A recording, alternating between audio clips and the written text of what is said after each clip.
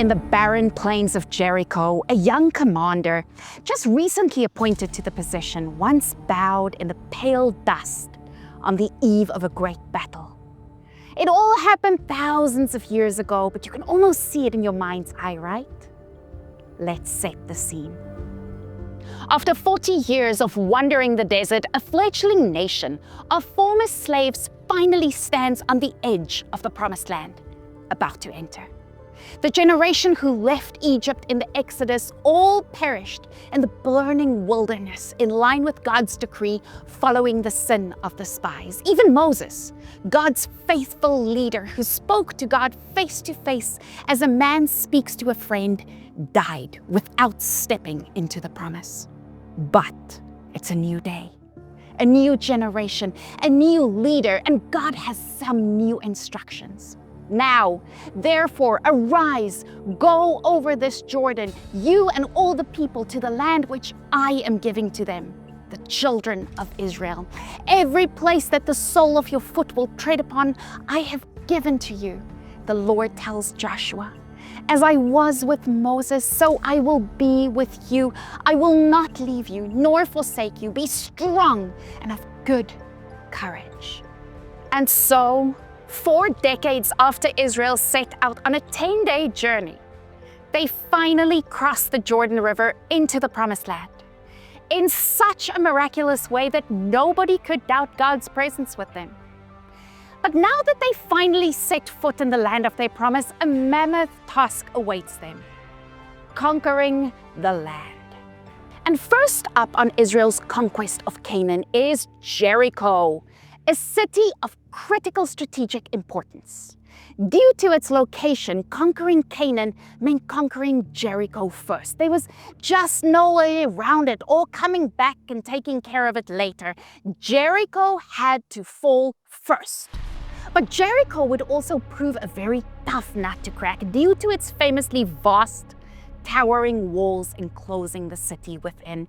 So, would conquering Jericho mean months of siege? Or would the armies of Israel slam through the heavy fortified gate to fight their way inside? Or maybe there was some secret passage that would lead them past those walls and bringing the fight inside instead of attacking from without. Maybe these were the questions running through Joshua's mind as he was out wandering the plains near Jericho when he came across a man with his sword drawn in his hand, seemingly ready for battle. And Joshua's response to the sighting is to ask this man, "Are you for us or for our adversaries?" And considering the setting, this is the obvious question to ask.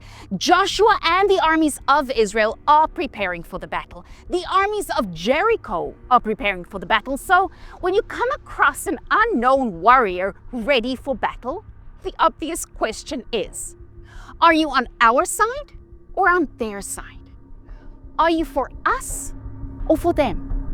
But this question actually goes much deeper than the Battle of Jericho. Joshua's query reveals an innate human tendency. Even though we love God and want to please Him, every now and then we forget our place and our role as mere mortals in service of the King of Kings. In those moments, we make our own plans. Some of it might even entail things we want to do and achieve for Him. And then, once we firmly set our sights on the desired outcome and we've plotted the course for getting there, we pause and we ask God for His help to open the doors and give us the favors so that we can achieve what we planned. And in those moments, we make ourselves the center of our universe, the star of the show, with God ultimately playing the role of almighty standby or supernatural sidekick in our service to do the miracles we need to fulfill our plans in our way. And sometimes we forget, sometimes without realizing it, that He is the divine author, the one writing a story that spans generations and millennia. But the plan and the story, those are His. We are with Him. We are on His side, not so much the other way around. And that's what the commander of the Lord's armies answered Joshua. I'm not on your side or on their side. You are on my side. I'm not here to help you fulfill your plan. You are here to help me fulfill mine. This is all about my purpose and what I've come to fulfill on earth. Now, I want you to notice Joshua's reaction to this revelation. He didn't argue or offer his suggestions, no. Joshua fell on his face to the earth and worshipped, asking, "What does my Lord say to his servant?" In other words, Lord, yes, you are the author of this plan, not me. I'm here to play the role you have for me. I'm here to do as you will. Joshua's response is critical. It's a defining moment in his life. The commander of the armies of Israel bowed his knee before the commander of the angel armies of heaven. He laid aside any plans and strategies he might have had and followed God's plans step by step to the last detail. And it's then and only then that Joshua gets his marching orders from the Lord. And what marching orders they were. It wasn't might that toppled the walls of Jericho. There was no siege, no battering ram, or smart human strategy. What won the victory was obedience, humility, and submission. And that same truth still stands for us today. The battles we face may not look like Jericho, but they're just as real. Each of us faces challenges, uncertainties, and dreams that require faith. Yet victory doesn't come through our own strength, cleverness, or strategy.